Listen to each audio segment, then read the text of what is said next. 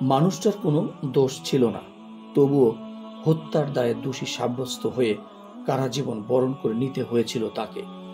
সে যে ক্যাম্পে থাকত সেখানে সম্ভবত কোনো হত্যাকাণ্ড সম্পন্ন হয়েছিল। এ কারণে অন্যান্য লোকদের সাথে আসামি করে তাকেও গ্রেপ্তার করা হয়। হত্যাকাণ্ডের সাথে তার কোনো ধরনের যোগসূত্র ছিল না। তার নিজের প্রতি অগাধ আত্মবিশ্বাস ছিল। তিনি বিড়ালের গলায় হার বাঁধবে কে? কে তাদেরকে বিশ্বাস করাবে এই খুন সে করেনি? নিজের সপক্ষে নিজে দাঁড়িয়ে গেল সে, যার পর নাই চেষ্টা তদবির করল, কিন্তু পুলিশ তাকে কোনোভাবে বিশ্বাস করছিল না। তার সকল প্রচেষ্টায় ব্যর্থ হয়ে গেল। তার কোনো কথায় তারা কানে তুলল না। কোনো চেষ্টা তদবির কাজে আসছে না দেখে তার মাথায় হঠাৎ এক চিন্তা খেলে গেল। সে ভাবল, এই বিপদের মুহূর্তে আমি আমার প্রভু, আমার মাবুদকে কেন ডাকছি না? সে ছিল অমুসলিম, তার বিশেষ কোনো বিশ্বাসও ছিল না। সে না নিজেকে ঈসাই বলে দাবি করত, না দাবি করত কোনো ধর্মাবলম্বী হিসেবে। তবে ইসলামের সাথে তার দূরতম সম্পর্কও ছিল না। সে ছিল অজ্ঞ মুশরিক। সে কিছু একটা চিন্তা করল। তার এই মহা বিপদে ঈসা আলাইসাল্লামকে ডাকতে লাগলো, সব ধরনের সাহায্য চাইল, তিনি যেন তাকে এই বিপদ থেকে উদ্ধার করেন। কিন্তু এতে কোনো কাজ হলো না। অনেক দিন গত হয়ে গেল, তবুও তার ফরিয়াদ পূর্ণ হলো না। সে এবার ডাকার মধ্যে পরিবর্তন করলো। ঈসা আলাইসাল্লামকে বাদ দিয়ে মুসা আলাইসাল্লামকে ডাকতে লাগলো, কিন্তু এবারও তার হাক ডাক কোনো কাজে এলো না। কারাগারে বন্দী হয়ে রইল দিনের পর দিন। এবার সে মুসা আলাইসাল্লামকে বাদ দিয়ে বিভিন্ন মূর্তির নামে কারাবন্দীদের কারাগারে বন্দী জীবন থেকে মুক্তি চাইল। এবার সে মুসা আলাইসাল্লামকে বাদ দিয়ে বিভিন্ন মূর্তির নামের দোহাই দিয়ে কারাগারের বন্দী জীবন থেকে মুক্তি চাইল। বিভিন্ন দেবদেবতাকে ডাকল। তার সকল দোয়া এবং প্রার্থনা নিষ্ফল হয়ে গেল। নিজে বিনা দোষে দোষী হয়েও দোয়া কবুল হচ্ছে না দেখে তার পেরেশানি কয়েক গুণ বেড়ে গেল।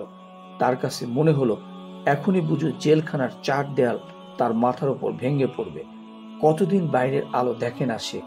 বিনা অপরাধে কেনই বা সে জেলে পচে মরবে? কোনো কুল কিনারা করতে না পেরে তার ভীষণ কান্না পেল। এক পর্যায়ে কেঁদেই ফেলল। মনের কোণে এক অজানা ভয় ভর করল। সারা জীবন কি তাহলে এই জেলে পচেই মরতে হবে? তাও আবার বিনা অপরাধে? বুকের ভিতরটায় এক অস্ফুট শূন্যতার হাওয়া বয়ে গেল। একদিন হঠাৎ তার অন্তরে অদ্ভুত এক চিন্তার উদ্রেক হলো। সে ভাবল, আমি সকল প্রভুদের ডেকে ডেকে ক্ষান্ত হয়েছি, আশাহত হয়েছি। কোনো দরজায় আমার জন্য খোলেনি, কোনো দোয়ায় আমার কোনো কাজে আসেনি। একজনকে ডাকার এখনো বাকি আছে, আর সে হলো মুসলিমদের আল্লাহ। আমি তাদের আল্লাহকে কেন ডাকবো না? কেনই বা তার কাছ থেকে আমি সাহায্য চাইব না?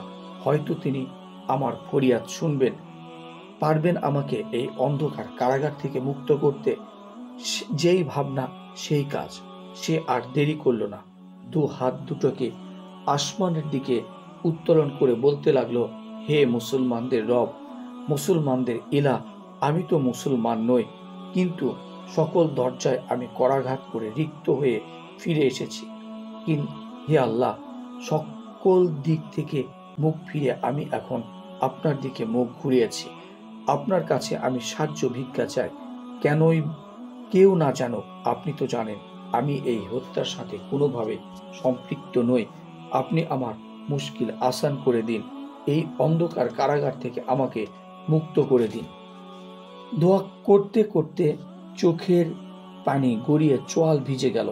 আশ্চর্য, এই প্রথম দোয়া করতে গিয়ে তার চোখ দিয়ে পানি ঝরছে। সে কি তবে তার আসল ঠিকানার খুঁজে পেয়েছে? এক অদ্ভুত টান অনুভব করলো সে। তার ভিতর থেকে কিছু একটা তাকে নাড়া দিয়ে বলল, আরো বেশি করে চাও। একমাত্র তিনিই পারেন তোমাকে এই অন্ধকার কুটরি থেকে মুক্ত করে দিতে। একেই হয়তো ফিতরা বলা হয়। মনের কোণে অদ্ভুত অচেনা এক তৃপ্তি নিয়ে সে তার দোয়া শেষ করলো। হাত দুখানা নামাতে না নামাতে এক সিপাহ এসে তার কুঠুরির দরজা খটখটাতে লাগলো। বলল, বন্ধু, তুমি বাইরে চলে এসো। আমরা ভালো করে যাচাই বাছাই করে দেখেছি তুমি নিরপরাধ, তোমাকে সসম্মানে মুক্তি দেওয়া হয়েছে। সুবহানাল্লাহ। এত দ্রুত তার দোয়া কবুল হয়ে যাবে সে ভাবতেও পারেনি। তার ঈমান তো এখন তুঙ্গে। চোখের পানি সে ধরে রাখতে পারল না, হাউমাউ করে কেঁদে ফেলল। বান্দার সাথে আল্লাহর সম্পর্কই যেন এমন, বান্দা দুঃখেও কাঁদে আবার সুখেও কাঁদে। সুবহানাল্লাহ। জেল থেকে মুক্তি পেয়ে সে মুক্ত বাতাসে প্রাণ ভরে নিঃশ্বাস নিল। বিশুদ্ধ বাতাসের সাথে বিশুদ্ধ ঈমানের খোঁজে মাকতাবে জালিয়াত এর দিকে হেঁটে চলল। গন্তব্যে পৌঁছে সরাসরি সেখানকার পরিচালকের সাথে সাক্ষাৎ করল। বলল, আমাকে এখনই কালিমা পড়ান, আমি মুসলমান হতে চাই। তাড়াহুড়া দেখে তিনি অবাক হলেন। জিজ্ঞেস করলেন, তোমার অন্তরের সংশয় কি দূর হয়েছে? ইসলাম নিয়ে তোমার মনে কোনো কি সংশয় আছে?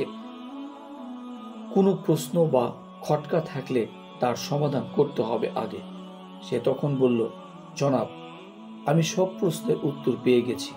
আমি আমার সত্য ইলাকে চিনতে পেরেছি। তিনি এমনই এক ইলা যিনি বিপদগ্রস্তদের বিপদ মুক্ত করেন, মুখাফেক্কিদের সাহায্য করেন। সে যে কোনো মুহূর্তে বান্দার দোয়া কবুল করেন। তিনি আমার সত্য রব। আমার দোয়া শুনেছেন, আমাকে বিপদ থেকে মুক্ত করেছেন। সুবহানাল্লাহি ওয়া বিহামদিহি। মহান আল্লাহ সমগ্র সৃষ্টিকুলের রব। তিনি বান্দার ডাকে সাড়া দেন, আর তার দিকে কেউ ফিরে আসতে চাইলে তিনি রহমতের চাদর জড়িয়ে দেন। কেউ বিপদে পড়ে এহসান চাইলে তিনি এহসান করেন, দেখিয়ে দেন হিদায়াতের সুপথ, তার অবস্থা যাই হোক না কেন। রাসূলুল্লাহ সাল্লাল্লাহু আলাইহি সাল্লাম স্বয়ং নিজেও দ্বীনের প্রতি আগ্রহ জন্মানোর জন্য কাফিরদের প্রতি এহসান করতেন। ঘটনাটি বর্ণনা করেছেন সাহাবী আনাস রাদিয়াল্লাহু আনহু। তিনি বলেন, এক ইহুদি গোলাম নবী করিম সাল্লাল্লাহু আলাইহি সাল্লামের খেদমত করত। যখন সে অসুস্থ হলো তখন রাসূলুল্লাহ সাল্লাল্লাহু আলাইহি সাল্লাম তাকে দেখতে গেলেন। তার মাথার দিকে গিয়ে বসলেন এবং তাকে বললেন, তুমি ইসলাম গ্রহণ করো। তখন সে তার পিতার দিকে তাকালো। পিতা বললেন, তুমি আবুল কাসেমের অনুসরণ করো। ফলে সে ইসলাম গ্রহণ করলো।